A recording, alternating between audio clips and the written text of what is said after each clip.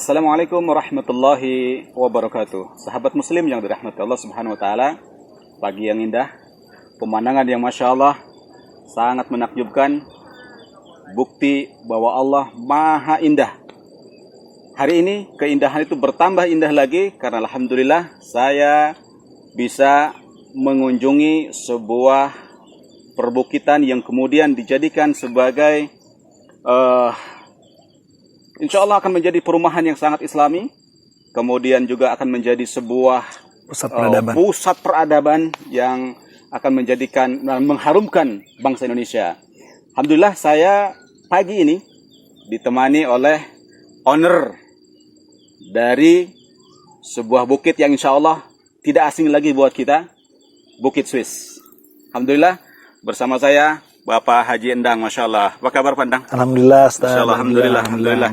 Jadi kenikmatan yang sangat luar biasa, keberkahan yang sangat luar biasa bagi saya bisa berjumpa dengan seorang pebisnis muslim yang Masya Allah, Allah limpahkan keberkahan, rahmat dan hidayah kepada beliau insya Allah. Amin, amin. Dan kita doakan juga mudah-mudahan semakin banyak lagi saudara-saudara kita, kaum muslim yang bisa menjadi pebisnis yang ulung, yang menerapkan konsep-konsep langsung dari Allah Subhanahu wa taala.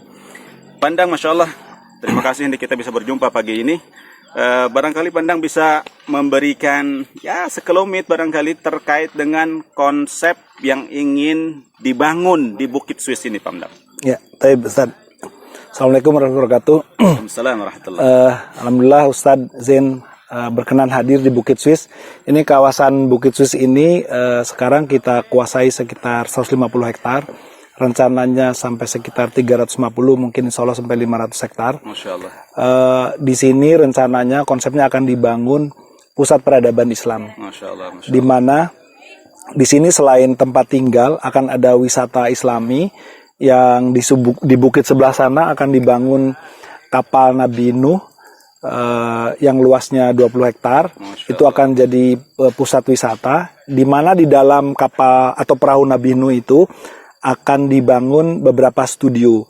Studio itu untuk membuat kita sebagai umat muslim bisa mendalami isi kandungan Al-Quran itu, bukan cuma mendengar cerita atau menonton film, tapi misalnya peristiwa Nabi Musa dengan umatnya dikejar-kejar oleh Fir'aun itu akan dihadirkan di sana, dan kita bisa masuk studio itu seolah-olah kita betul-betul merasakan dikejar-kejar oleh pasukan Fir'aun. Masya Allah. Dan kita bisa menyaksikan atau bisa melihat ketika laut dibelah seperti apa, kita lari di laut itu, sampai semua yang diceritakan di Al-Quran itu kita ngalamin sendiri, merasakan sendiri.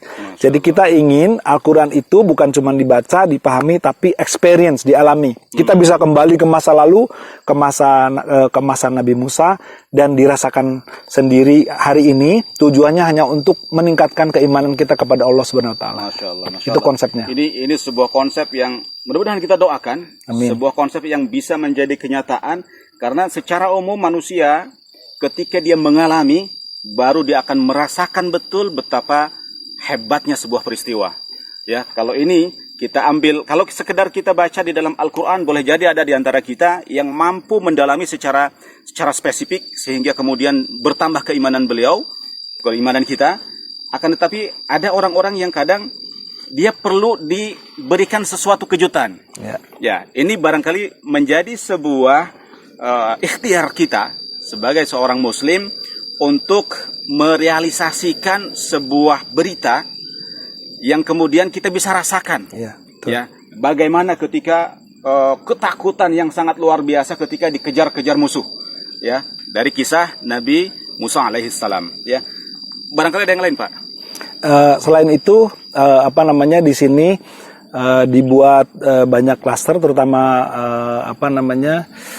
tempat tinggal, di mana tempat tinggal ini dibuat berbeda dengan tempat tinggal pada umumnya. Jadi kita menyatu dengan alam. Tidak ada satu pohon besar pun yang ditebang. Di sini juga banyak batu. Kalau jalan kemudian ketemu batu, jalannya belok, bukan batunya digeser gitu, jalannya belok.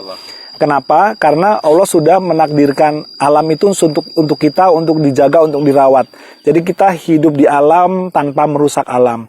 Nah, nanti pemukiman itu atau perumahan itu akan bisa dimiliki dan disewakan kepada orang-orang yang dari luar daerah untuk misalnya tadi hadir ke tempat wisata karena mungkin antri panjang atau pengen menikmati alam, nginep di sini dengan keluarga itu jadi bukan sekedar dimiliki tapi bisa menjadi investasi. Masya Allah. Jadi kalau kita beli kapling di sini, kita bangun, bisa disewain ya? Ya, bisa Masya disewakan. Allah. Ini luar biasa. Satu konsep yang insya Allah akan menumbuhkan sebuah peradaban Islam.